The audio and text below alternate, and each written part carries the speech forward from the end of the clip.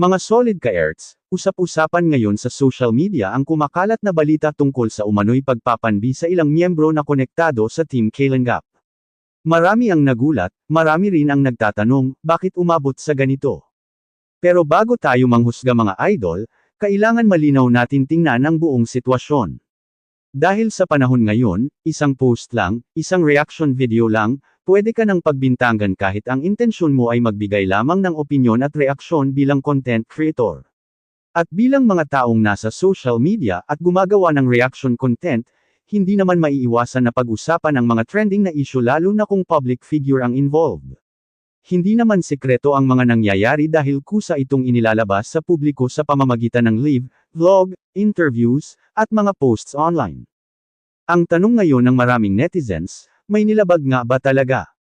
O baka naman emosyon at galit lang ang umiiral kaya nadadala na sa mas mabigat na aksyon ang simpleng sagutan online. Dahil kung tutuusin mga idol, marami sa mga reactors ay nagbabahagi lamang ng kuro-kuro base sa mga impormasyong nakikita rin ng publiko.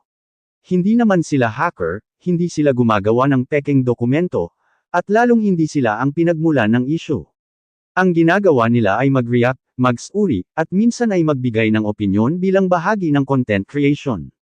At alam naman natin na sa social media world, ang reaction videos ay normal na klase ng content lalo na kapag usapang public personalities. Pero syempre mga idol, may hangganan din ang lahat. Kailangan pa rin maging maingat sa mga salita at iwasan ang direktang paninira o pagbibintang ng walang malinaw na basehan. Kaya para sa mga kasamahan nating content creators, ito ang panahon para maging kalmado at matatag. Huwag agad matarante sa mga banta at huwag pairalin ang takot. Kung alam mong wala kang ginawang mali at nag-react ka lang base sa public information, ipaglaban mo ang karapatan mong magsalita ng maayos at may respeto. Tandaan natin, freedom of expression exists, pero dapat may kasamang responsibilidad. At alam niyo mga idol, mas lalong umiinit ang issue dahil maraming netizens ang nagsasabing tila lumalala ang hidwaan sa magkabilang panig. Imbes na magkausap ng maayos, nauuwi na sa sumbungan, demandahan, at pagbabanto online. Kaya tuloy maraming supporters ang nadadamay at nagkakaroon ng takot. Pero sana sa dulo ng lahat ng ito, manig pa rin ang maayos na usapan at katotohanan. Dahil kung patuloy lang ang gulo, masisira hindi lang pangalan ng bawat isa kundi pati ang samahan na dati namang maayos. Kaya sa mga kasamahan nating nadadamay ngayon, tibayan nyo lang ang loob nyo. Hindi porket may nagsampa o nagreklamo ay automatic may kasalanan agad. Dadaan pa rin yan sa tamang proseso. At sa mga viewers naman natin, maging responsable tayo sa pagkukomment at pag-share ng impormasyon. Huwag agad maniwala sa sabi-sabi hanggat wala pang malinaw na resulta o official na pahayag mula sa magkabilang panig. Dahil sa social media, isang maling akusasyon lang pwedeng makasira ng pangalan ng tao. Mga ka-erts, ito pa lang ang umpisa ng mainit na usapan na ito. Abangan nyo ang segment 2 dahil pag-uusapan natin ang umano'y mastermind issue at kung bakit lalong damadami ang haka-haka ng netizens tungkol sa totoong nasa likod ng pagpapanbi na ito. Mga ka-erts, habang lalong umiinit ang issue tungkol sa umano'y pagpapanbi sa ilang content creators at supporters, mas damadami rin ang mga haka-haka online tungkol sa kung sino ba talaga ang sinasabing mastermind sa likod ng lahat ng ito. Sa social media, iba't ibang pangalan na agad ang lumalabas. May mga netizens na nagsasabing may isang tao raw na tahimik pero siya umano ang nagtutulak para umabot sa legal na aksyon ang lahat.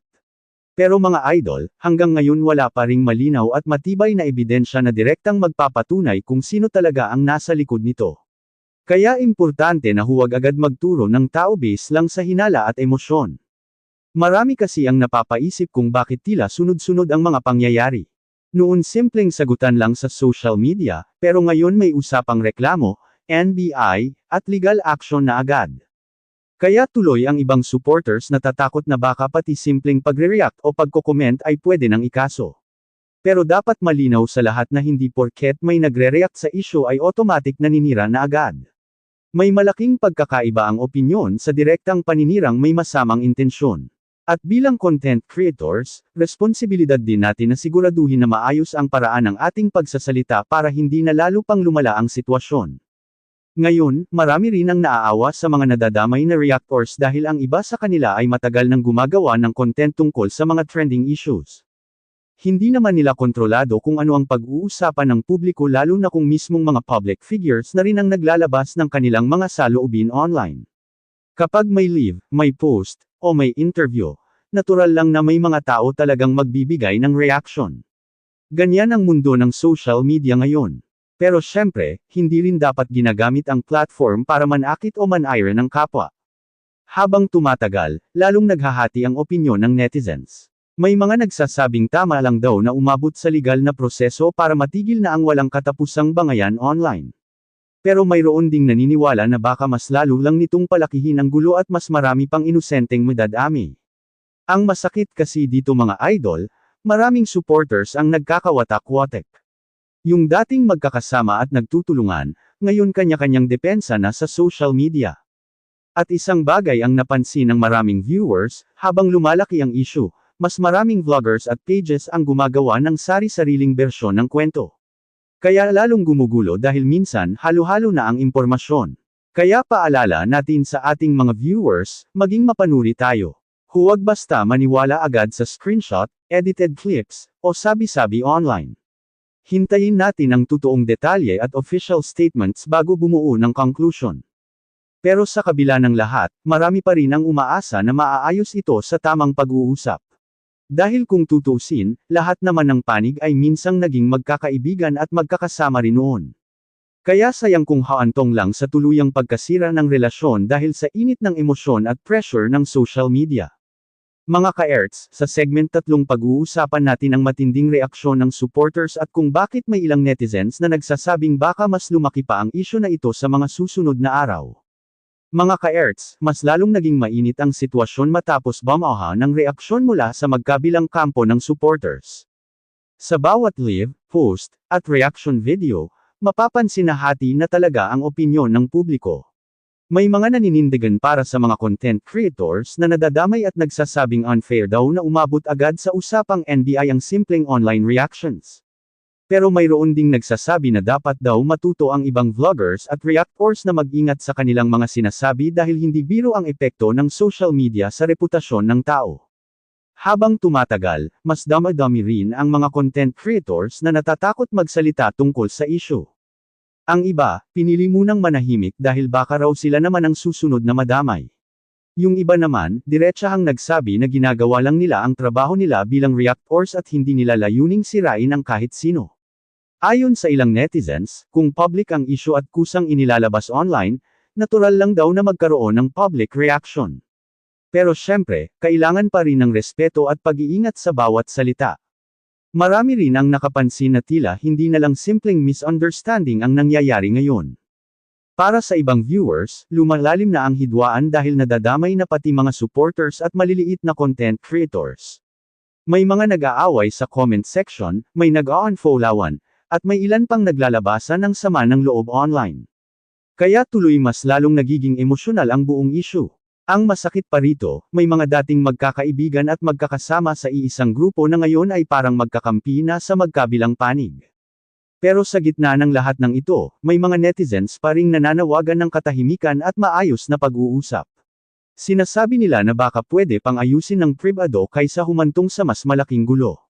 Dahil habang tumatagal ang bangayan online, mas maraming tao ang naaapektuhan, hindi lang ang mga direktang involved kundi pati pamilya, supporters, at mga taong sumusubaybay sa kanila araw-araw.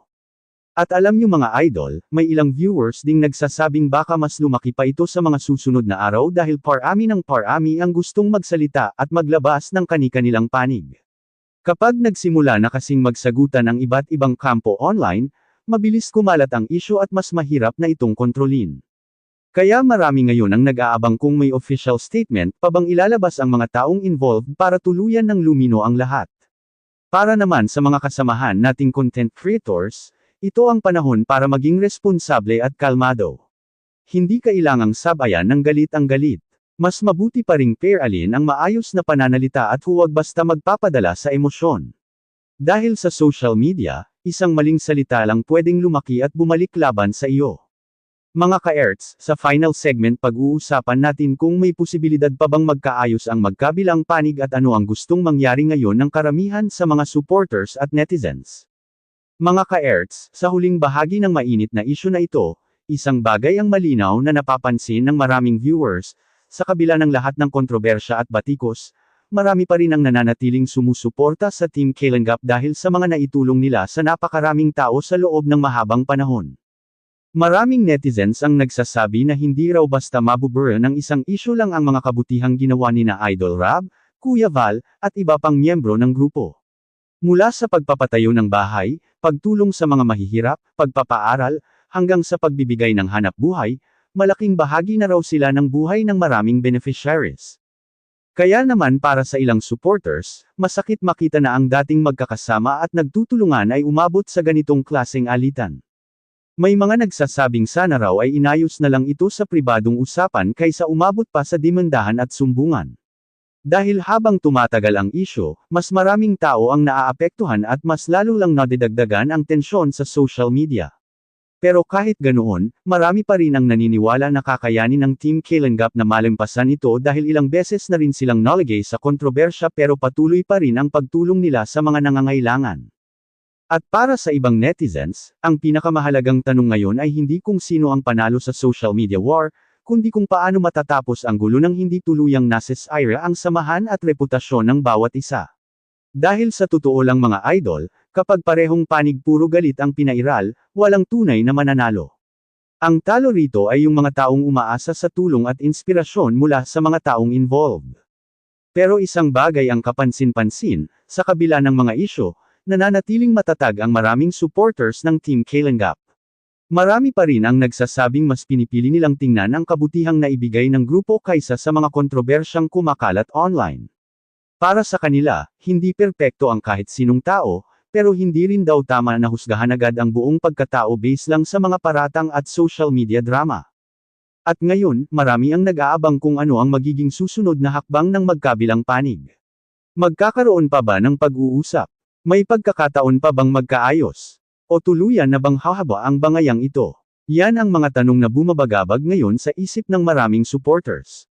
Sa dulo ng lahat ng ito mga ka-Erts, sana maneg pa rin ang respeto, katotohanan, at kapayapaan. Dahil anumang isyu ang dumaan, mas maganda pa rin kung matatapos ito sa maayos na paraan kaysa sa tuluyang pagkawasak ng samahan. Patuloy tayong maging responsable sa social media, maging mapanuri sa impormasyon, at iwasan ang sobra-sobrang galit na wala namang magandang maidudulot. Ako si ka-Erts, maraming salamat sa inyong walang sawang suporta. Huwag kalimutang mag-like, share, at subscribe para updated kayo sa mga susunod nating reaction videos at mainit na usapan dito lang sa ating channel. Hanggang sa muli mga idol, ingat kayong lahat at God bless.